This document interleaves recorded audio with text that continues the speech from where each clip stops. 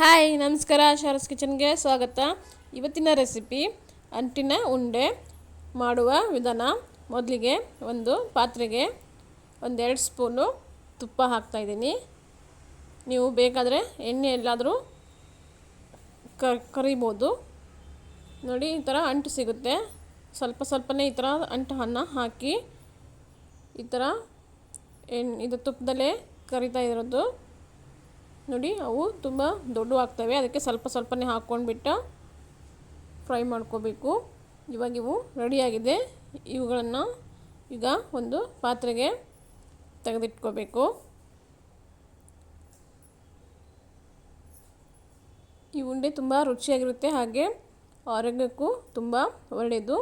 ನೀವು ಒಂದು ಸಲ ಮನೆಯಲ್ಲಿ ಟ್ರೈ ಮಾಡಿ. ಇವಾಗ ಅಷ್ಟೂ ಕರೆದು ತೆಗೆದಿಟ್ಟಿದ್ದೀನಿ. ಹಾಗೆ ಕಟ್ ಮಾಡಿರೋ ಬಾದಾಮಿ, ಒಂದು ಸ್ವಲ್ಪ ಕಟ್ ಮಾಡಿರೋ ಗೋಡಂಬಿ, ನಿಮಗೆ ಮತ್ತೆ ಬೇರೆ ಯಾವುದಾದ್ರೂ ಡ್ರೈ ಫ್ರೂಟ್ಸ್ ಇದ್ದರೆ ಹಾಕೋಬೋದು. ಇವನು ಇವಾಗ ಸ್ವಲ್ಪ ಕಲರ್ ಚೇಂಜ್ ಆಗೋವರೆಗೂ ಫ್ರೈ ಮಾಡ್ಕೋಬೇಕು. ಇವಾಗ ಇದು ರೆಡಿಯಾಗಿದೆ. ಇದನ್ನು ಒಂದು ಪ್ಲೇಟ್ಗೆ ತೆಗೆದಿಟ್ಕೊತಾ ಇದ್ದೀನಿ. ಇವಾಗ ಇನ್ನೂ ಸ್ವಲ್ಪ ಇದರಲ್ಲಿ ತುಪ್ಪ ಉಳಿದಿದೆ.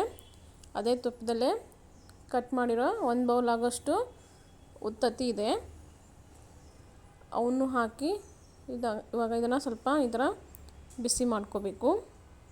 ಇದು ಬೀಜ ಎಲ್ಲ ತೆಗೆದು ಕಟ್ ಮಾಡಿರೋ ಉತ್ತತ್ತಿ. ಇವಾಗ ಇದನ್ನು ಒಂದು ಪ್ಲೇಟಿಗೆ ತೆಗೆದಿಟ್ಕೊತಾ ಇದ್ದೀನಿ. ಹಾಗೆ 1 ಬೌಲ್ ಆಗೋಷ್ಟು ಒಣ ಕೊಬ್ಬರಿ, ತುರಿದಿರೋದು ಒಣ ಕೊಬ್ಬರಿ, ಇದನ್ನು ಹಾಗೆ ಸ್ವಲ್ಪ ಬಿಸಿ ಮಾಡ್ಕೋಬೇಕು. ಒಂದು ಸ್ವಲ್ಪ ಕಲರ್ ಚೇಂಜ್ ಆದರೆ ಸಾಕು. ಆದಷ್ಟು ಗ್ಯಾಸು ಸ್ಲಿಮ್ಮಲ್ಲೇ ಇಟ್ಟು ಫ್ರೈ ಮಾಡ್ಕೊಳ್ಳಿ, ಯಾಕಂದರೆ ಇವು ಸೀದ ಹೋಗುತ್ತೆ, ಅದಕ್ಕೋಸ್ಕರ. ಇವಾಗ ಇದು ರೆಡಿಯಾಗಿದೆ. ಇದನ್ನು ತೆಗಿತಾ ಇದ್ದೀನಿ ಒಂದು ಪ್ಲೇಟಿಗೆ. ಹಾಗೆ ಒಂದು 2-3 ಸ್ಪೂನ್ ಆಗೋಷ್ಟು ಆಳ್ವಿ ಹಾಕ್ತಾಯಿದ್ದೀನಿ. ಇದು ಮಾರ್ಕೆಟಲ್ಲಿ ಸಿಗುತ್ತೆ ಆಳ್ವಿ. ಇದು ಆರೋಗ್ಯಕ್ಕೆ ತುಂಬ ಒಳ್ಳೆಯದು. ಇವಾಗ ಇದನ್ನು ಒಂದು ಸ್ವಲ್ಪ ಬಿಸಿ ಮಾಡಿಕೊಂಡು ಇದನ್ನು ತೆಗೆದಿಡ್ತಾ ಇದ್ದೀನಿ. ಹಾಗೆ 1 ಬೌಲ್ ಆಗೋಷ್ಟು ಬೆಲ್ಲ ಹಾಕಿ ಇದಕ್ಕೆ ಒಂದು 2 ಸ್ಪೂನ್ ಆಗೋಷ್ಟು ನೀರು ಹಾಕ್ತಾಯಿದ್ದೀನಿ. ಇವಾಗ ಇದನ್ನು ಬೆಲ್ಲ ಕರಗೋವರೆಗೂ ಚೆನ್ನಾಗಿ ಕುದಿಸ್ಕೋಬೇಕು. ಇವಾಗಿದು ಪಾಕ ಆಗುತ್ತೆ. ನೋಡಿ, ಇದು ಈಗ ಕುದಿ ಬರ್ತಾಯಿದೆ. ಇವಾಗ ತೋರಿಸ್ತಾ ಇದ್ದೀನಿ. ಇವಾಗ ಒಂದು ಬಟ್ಲಿಗೆ ನೀರು ಹಾಕಿಬಿಟ್ಟು ಚೆಕ್ ಮಾಡಿ ನೋಡಿದ್ರೆ ಗೊತ್ತಾಗುತ್ತೆ ಪಾಕ ರೆಡಿಯಾಗಿದೆ ಇಲ್ಲ ಅಂತ. ಇವಾಗ ನೋಡಿ, ಈ ಥರ ಹಾಕಿದರೆ ಅದು ಅಲ್ಲೇ ನಿಂತ್ಕೋಬೇಕು, ಹರಿದು ಹೋಗಬಾರ್ದು. ಇವಾಗ ಇದು ನೋಡಿ, ಇನ್ನೊಂದು ಸಲ ತೋರಿಸ್ತಾ ಇದ್ದೀನಿ. ಇವಾಗ ಇಷ್ಟಾದರೆ ಸಾಕು, ಇದು ಪಾಕ ರೆಡಿಯಾಗಿದೆ. ಇವಾಗ ಇದನ್ನು ಗ್ಯಾಸ್ ಆಫ್ ಮಾಡಿಬಿಟ್ಟು ಕೆಳಗಿಟ್ಟು ನೋಡಿ, ಇವಾಗ ಆವಾಗಲೇ ಫ್ರೈ ಮಾಡಿಟ್ಟಿದ್ವಲ್ಲ ಅಂಟು, ಆಮೇಲೆ ಕೊಬ್ಬರಿ, ಡ್ರೈ ಫ್ರೂಟ್ಸು ಎಲ್ಲ ಇತ್ತಲ್ಲ ಅದನ್ನು ಹಾಕಿಬಿಟ್ಟು, ಹಾಗೆ ಒಣ ಕೊಬ್ಬರಿ ಅಳವಿ ಇತ್ತಲ್ಲ ಅದನ್ನು ಎಲ್ಲವನ್ನು ಹಾಕಿ ಇವಾಗ ಚೆನ್ನಾಗಿ ಮಿಕ್ಸ್ ಮಾಡ್ಕೋಬೇಕು. ಈ ಥರ ಚೆನ್ನಾಗಿ ಕಲಸಿ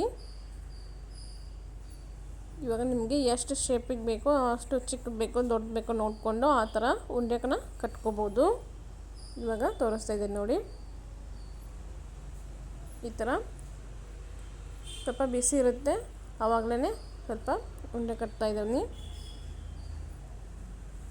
ನೋಡಿ, ಈ ಸೈಜಿಗೆ ಉಂಡೆ ಕಟ್ತಾ ಇದ್ದೀನಿ. ಹಾಗೆ ಇನ್ನೂ ಒಂದು ತೋರಿಸ್ತಾ ಇದ್ದೀನಿ ನೋಡಿ.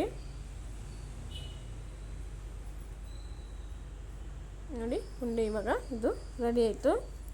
ಇವಾಗ ಒಂದು ಪ್ಲೇಟಿಗೆ ಸರ್ವ್ ಮಾಡ್ತಾ ಇದ್ದೀನಿ. ಎಲ್ಲವನ್ನು ರೆಡಿ ಮಾಡಿ ಇಟ್ಟಿದ್ದೀನಿ. ಹಾಗೆ ಈ ವಿಡಿಯೋ ಇಷ್ಟ ಆದರೆ ಲೈಕ್ ಮಾಡಿ, ಶೇರ್ ಮಾಡಿ, ಸಬ್ಸ್ಕ್ರೈಬ್ ಮಾಡಿ. Thank you.